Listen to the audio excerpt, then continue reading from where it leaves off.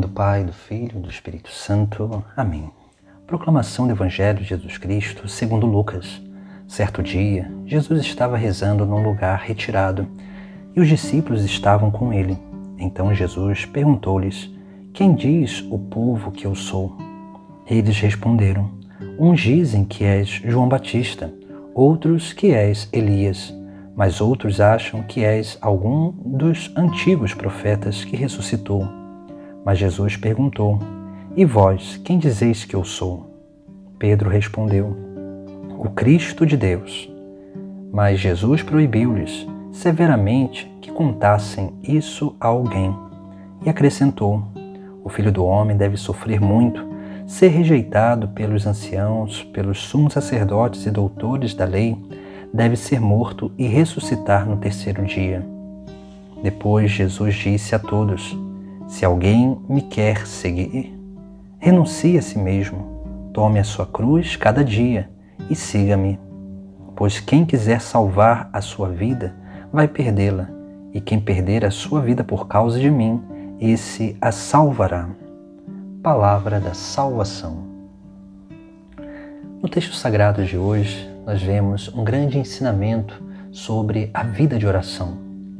O evangelista, quando vai relatando essa cena onde Jesus com seus discípulos, primeiro eles vão rezar, depois eles voltam, e nessa volta da vida de oração, desse momento de oração, de estar com Deus, Jesus vai fazer um questionamento a cada um deles.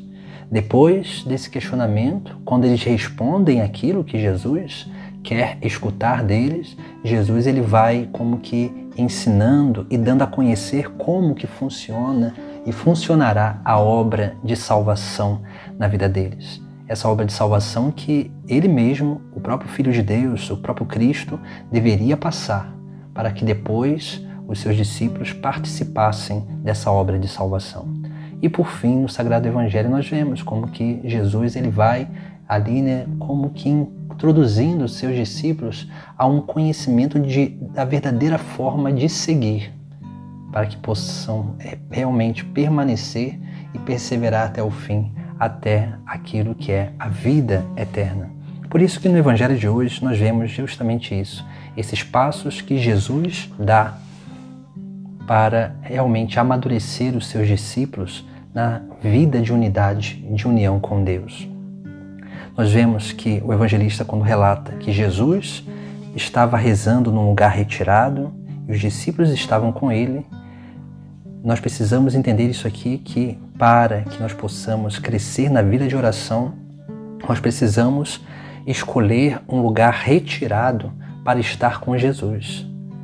Para que, estando nesse lugar retirado com Jesus, fora daquilo que é a bagunça do nosso dia a dia, fora daquilo que realmente são as confusões, o barulho do cotidiano, nós possamos ali estar com Jesus, para escutar dele, para conversar com ele, para dialogar com ele, porque a oração é justamente isso, é diálogo. E na medida em que nós vamos aprendendo a escolher um lugar retirado para estar com ele, nós vamos aprendendo a escutar a voz dele. E escutando a voz dele, nós vamos começando a adentrar nesse momento onde nós começamos a crescer nessa vida de diálogo com Deus. Por isso que a primeira coisa que Jesus Cristo faz depois desse momento de rezar, desse momento de oração, é perguntar a eles duas perguntas. Quem diz o povo que eu sou? Porque Jesus, é como se Jesus perguntasse a ele: o que o mundo diz sobre mim? Eles precisam saber isso. E depois Jesus pergunta a eles, e vós, quem dizeis que eu sou? Veja, saber o que o mundo pensa sobre Jesus Cristo e saber quem realmente é Jesus Cristo é essencial para que a gente não se deixe levar pelos pensamentos do mundo. Porque o pensamento do mundo não segue o verdadeiro Cristo do Evangelho. E nós precisamos entender justamente isso. O mundo tenta nos fazer seguir um outro Cristo, que não é aquele do Evangelho. Um Cristo da prosperidade, um Cristo do milagre, um Cristo só das coisas boas e da felicidade. Jesus não nos ofereceu isso nessa terra. Ele nos ofereceu dificuldades, renúncia e cruz. Por isso nós precisamos aprender a discernir. Por isso que Jesus pergunta aos seus discípulos. Por quê? Porque eles precisam realmente conhecer quem é o verdadeiro Filho de Deus. Por isso que a primeira coisa que nós alcançamos na nossa vida de oração é isso. É o conhecimento de Jesus Cristo, para que a gente possa realmente crer no verdadeiro Filho de Deus. Depois, a segunda coisa que aqui nós vemos, que acontece depois da profissão de fé de Pedro, que Pedro vai dizer, tu és o Cristo de Deus. Jesus ele vai ali dar a conhecer aqueles discípulos como que se dará a obra de salvação. E Jesus vai dizer, o Filho do Homem deve sofrer muito, ser rejeitado pelos anciãos, pelos sumos sacerdotes e doutores da lei, deve ser morto e ressuscitar no terceiro dia. Essa é a obra de salvação que Jesus Cristo realizaria na cruz. E é isso que nós precisamos entender também, porque diante da nossa vida nós teremos essas dificuldades. E são essas dificuldades que são obras de salvação na nossa vida. As alegrias da nossa vida são unicamente efeitos e frutos dessa obra de redenção, desse enfrentar e acolher as dificuldades, as tribulações, as adversidades do nosso dia a dia. Porque sempre quando nós superamos uma dificuldade, nos vem a alegria. Assim também, depois da cruz, vem sempre a ressurreição. Essa é a segunda coisa que a vida de oração nos permite entender, que a nossa vida só será feliz na medida em que nós acolhermos, enfrentarmos e superarmos os nossos sofrimentos. Por isso que Jesus ele nos alerta e nos dá a conhecer como que acontecerá essa obra de salvação na nossa vida.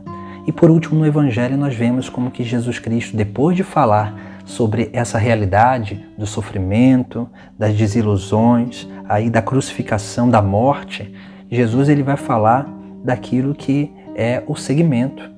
E ele vai dizer, se alguém, depois disso que ele contou, se alguém ainda quiser seguir, renuncie a si mesmo, tome a sua cruz cada dia e siga-me. Essa é a vida de cada cristão.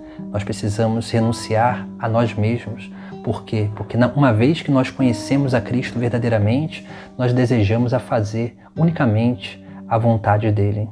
Desejar renunciar à nossa vida, à nossa vontade, renunciar a nós mesmos para viver a vida dele, para viver a vida de Deus.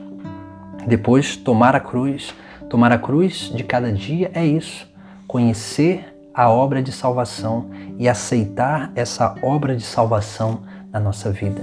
Por isso que a forma de seguir é essa.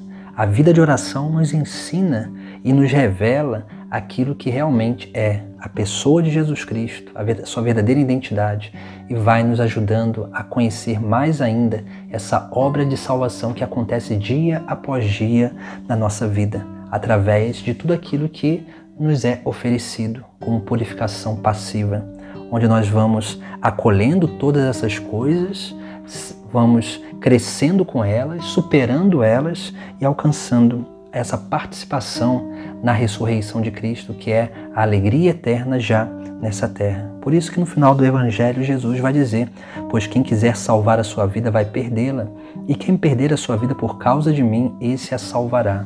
Veja, na medida em que nós vamos gastando a nossa vida, perder a vida significa isso, significa dedicar a nossa vida à vida de Deus. Na medida em que nós vamos aprendendo isso, nós vamos tendo cada vez mais certeza da salvação, porque a salvação é o próprio Deus que é a salvação, que realiza essa salvação em nós. Mas para que a gente possa ter uma vida realmente aí de oração fervorosa, a gente precisa cada vez mais ter em vista a nossa organização diária.